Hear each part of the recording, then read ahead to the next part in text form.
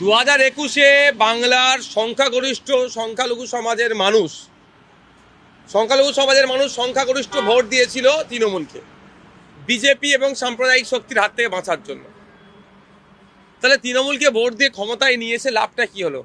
একের পর এক জায়গায়, যেটা উত্তরপ্রদেশ, উড়িষ্যা, গুজরাট, মহারাষ্ট্র, আপনার বিভিন্ন বিজেপি পরিচালিত রাজ্যে যেভাবে সংখ্যালঘুদের উপর অত্যাচার আক্রমণ নেমে আসছে, পশ্চিমবাংলাও সেই তালে তাল দিয়ে যাচ্ছে। পশ্চিমবাংলার সরকার সম্পূর্ণরূপে এই হিংসা বন্ধ করতে ব্যর্থ হচ্ছে। তাই আমরা বারবার বলছি, তৃণমূলকে দিয়ে বিজেপিকে যারা আটকানোর স্বপ্ন দেখছেন, এই দুরবস্থা হবে।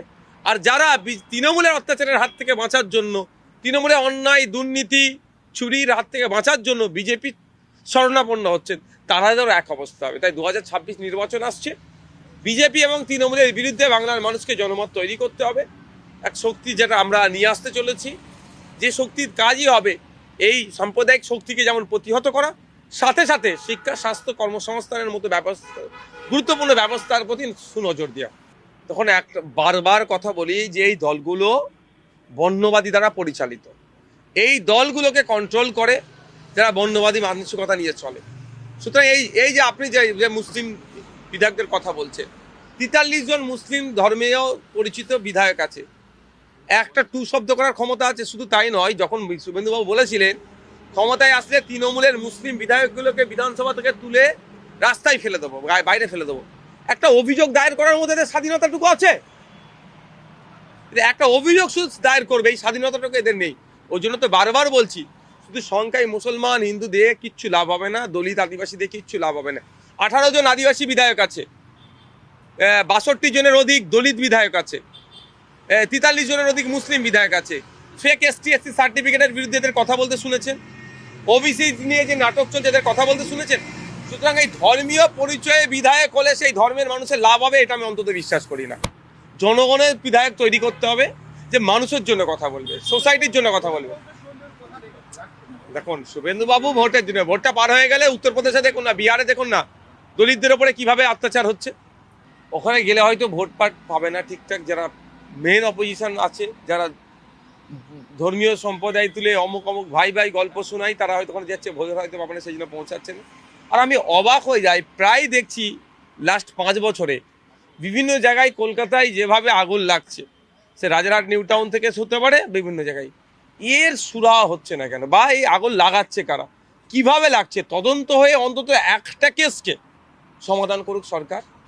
কোনো না কোনো জায়গায় সেই প্রমোটিং রাজের কথাই চলে আসছে, যেখানে প্রমোটিং হতে পারে, এখানে অল্টারনেটিভ কিছু ব্যবস্থা হতে পারে, সেই জন্য জানা হচ্ছে না। বস্তিগুলোতে যেমনভাবে আগুন লেগে যাচ্ছে, তো সন্দেহ দানা বাঁধছে। যখন আগুন লাগছে হই হই করছি আমরা সবাই, মিডিয়া ভাইরা সবাই মিলে আমরা চিৎকার চেঁচামেচি করছি, কিছুদিন পরেই বিষয়টাকে আর চ্যাপ্টার ক্লোজ হয়ে যাচ্ছে। কিন্তু এর গোড়া থেকে ধরে তদন্ত হয়ে এর সমাধান হচ্ছে না। তো আমি আশা করব এই যে রিসেন্ট যে ঘটনা ঘটেছে, ভয়ঙ্কর ঘটনা, এই ঘটনার একটা পুঙ্খানুপুঙ্খ তদন্ত হওয়া দরকার, ওই এটা সমাধান হওয়া দরকার। না হলে মানুষ মরছে, মানুষ ক্ষতিগ্রস্ত হচ্ছে, আর আমার রাজনৈতিক কারবারিরা মিডিয়ার সামনে বসে বড় বড় ভাষণ দিয়ে চলে যাচ্ছে। এটা বন্ধ হওয়া দরকার। মানুষ যেভাবে ক্ষতিগ্রস্ত হচ্ছে, মানুষকে কিভাবে ক্ষতিগ্রস্তের হাত থেকে বাঁচানো যায়, সেই পরিকল্পনা প্ল্যান নিয়ে আসা দরকার। দেখুন, মুখ্যমন্ত্রী কোথায় কোথায় যাবেন আমি তো ঠিক করে দিতে পারি না, কিন্তু আমরা দেখেছি এই রাজনৈতিক নেতা হিসাবে স্বল্প দিন অভিজ্ঞতাতে, ভোট যেখানে আছে সবাই আমরা সেখানে ছুটে চলে যাই, যেখানে ভোট নাই সেই নিয়ে আমরা ভাবি না। এই হচ্ছে আমাদের আজকে দুরবস্থা। আর ওই জন্যই মানুষ, সাধারণ মানুষ, ভোটারদেরকে দেখবেন, সাধারণ ভোটাররা যারা নেতা আছে তাদেরকে ভালো নজরে আজকাল দেখে না, মানে বাধ্যবাধকতার জন্য শুধু ভোটটা দিয়ে দেয়, কিন্তু ভালো নজরে দেখে না। এই তাদের নজরে আমরা ভালো হতে গেলে আমাদের কাজকর্মেরও পরিবর্তন করতে হবে। আজকে আমি বিধানসভায় SIR নিয়ে যেভাবে অহেতুক হয়রানি করা হচ্ছে, একদিকে স্বাধীনতা সংগ্রামী প্রথম সারির নেতাজি সুভাষচন্দ্র বোস স্যারের পরিবারকে ডাকছে, উল্টো দিকে দেখছি আমরা কি বিশ্বের খ্যাতনামা ব্যক্তি, বাঙালির গর্ব অমর্ত্য সেন স্যারকেও ডাকছে। শুধু তাই নয়, এই হয়রানির শিকার বেলুন মঠের সন্ন্যাসীরা হচ্ছে এবং ফুরফুরা শিল্পের পীর সাহেবরা হচ্ছে। সাধারণ মানুষের লেগে আছে এই অহেতুক হয়রানি, আতঙ্কের পরিবেশে একাধিক মানুষ সুসাইডও করেছে। এটাকে নিন্দা জানিয়ে এই হয়রানিটা বন্ধের জন্য, একটা সলিউশনের জন্য আমি ইতিপূর্বে অনেক মঞ্চ থেকে রাজ্য সরকারকে কল দিয়েছিলাম, কোনো সদার্থক ভূমিকা নেয়নি। তাই আজকে আমি ভাঙড়ের বিধায়ক হিসাবে পশ্চিমবঙ্গ বিধানসভাতে আজকে নিন্দা প্রস্তাব যাতে আনা হয় সেই জন্য সেক্রেটারি স্যারের কাছে অন মোশন রুল আন্ডার 185 আমি জমা করেছি। আমি আশা করব আপকামিং সেশনে এটা নিয়ে চর্চা হবে এবং নিন্দা প্রস্তাব পাস হবে। টোটালটাই রাজনীতি হচ্ছে, বিজেপি তৃণমূল মিলে এসআইআরকে সামনে রেখে এবং এর ফ্রন্ট ফেজে ইলেকশন কমিশনকে রেখে পুরো পলিটিক্স করছে, বাইনারি পলিটিক্স। 2021 নির্বাচনের বৈতরণী পার করেছিল সিএ এনআরসি। একটা রাজনৈতিক দল বলেছিল সিএ এনআরসি করে তাড়িয়ে দেবো, অপর রাজনৈতিক দল বলেছিল আমি থাকতে তাড়াতে দেবো না। ঠিক এই 2026 আর কোনো ইস্যু নাই বিজেপি এবং তৃণমূলের কাছে।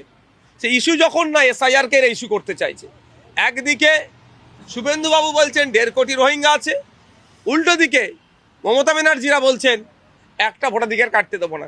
কিন্তু প্রশ্ন এখানে, যেভাবে ভুড়ি ভুড়ি নোটিশ এসে সাধারণ মানুষকে হয়রানি করা হচ্ছে, হয়রানি বন্ধের জন্য কি কি পদক্ষেপ রাজ্য সরকার নিচ্ছে সেটা জানানো হোক। কেন অল পার্টি মিটিং ডাকতে পারছে না রাজ্য সরকার যেটা বন্ধের জন্য? দ্বিতীয়ত, পশ্চিমবাংলা বিধানসভায় শাসক দলের পক্ষ থেকে নিন্দা প্রস্তাব পাশ করিয়ে সেটা ইসিআই এবং সুপ্রিম কোর্টের অ্যাটাচমেন্ট করতে পারত। তৃতীয়ত, সব থেকে বড় জিনিস, আমরা যারা হয়রানি হচ্ছি তার একটা সিংহভাগ নামের মিসম্যাচ বা স্পেলিং মিস্টেক।